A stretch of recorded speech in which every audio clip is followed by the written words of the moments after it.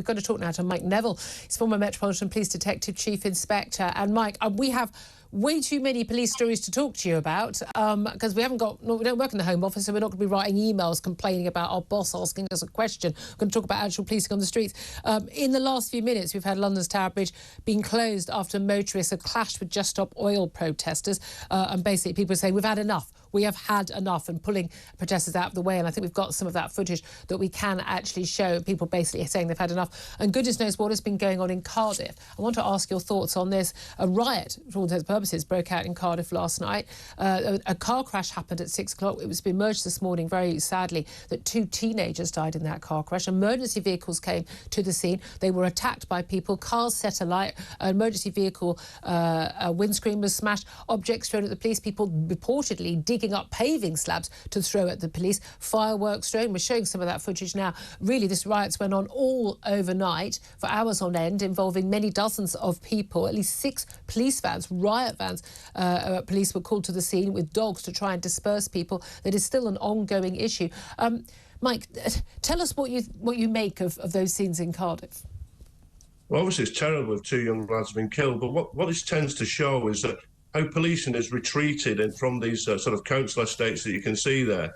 And these young people, who it will be, feel that they can do this. They can attack the police without any fear, really.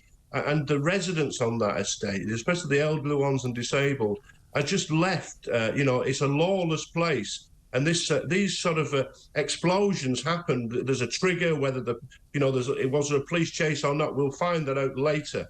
There's some speculation online that actually this crash was as a result of a police chase. The police have said people should stop speculating, and that the crash happened before officers arrived. That's what they have to say. It's a lot. These places are lawless, and the reduction in police, the reduction in community policing, has created this sort of gunpowder situation that only needs a spark. And now we're sort of backfilling and getting, there's more officers coming in, but there's inadequate to deal with it. And the key thing is that people just feel that they can get away with things. Yeah. They'll feel that they can throw petrol bombs or rocks or whatever they're throwing, and nothing is done about it. And several police officers have been injured. And the Home Office really needs to look at this, because this is the consequence of chopping those police numbers. And it's also the consequence of having the wrong type of police officers. How many of the officers who turned up to that situation were ex-military? I remember in the 2011 riots seeing officers run away. I've got to be honest with you, it would have been like rocks drift to me. It would have been stand and fight. Yeah. I would not have retreated. Just people just not having the training, not having the attitude.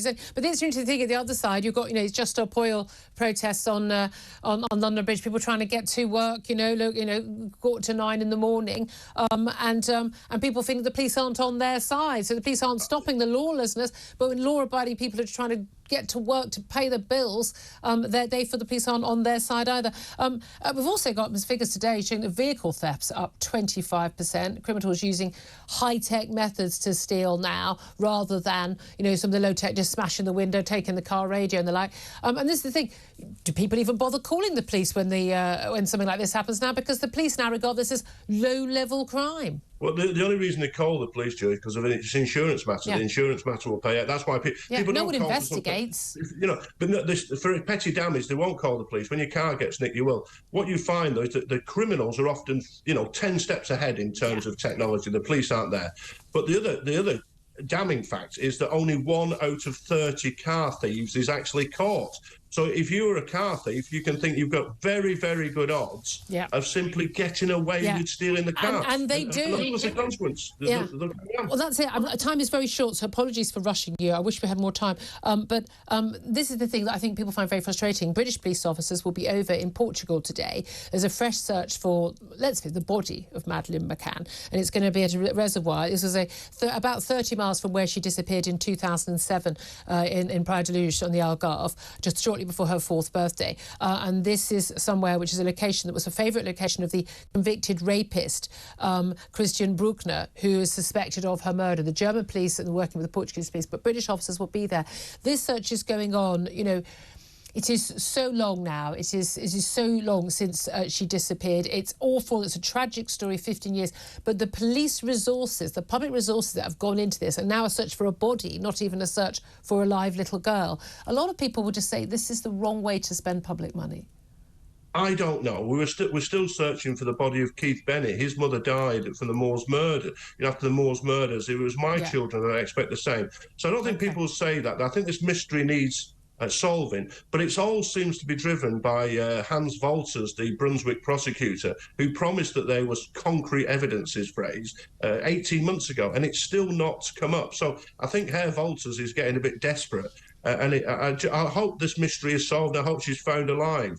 I've sent several reports in to say you could find, if she's alive, she could be alive on images. This is how you do it. They've been ignored. I continue to offer my help to Herr Wolters if he's listening. OK, Mike Neville, appreciate you joining us. Always good to hear your sensible thoughts on all these things. Thank you so much.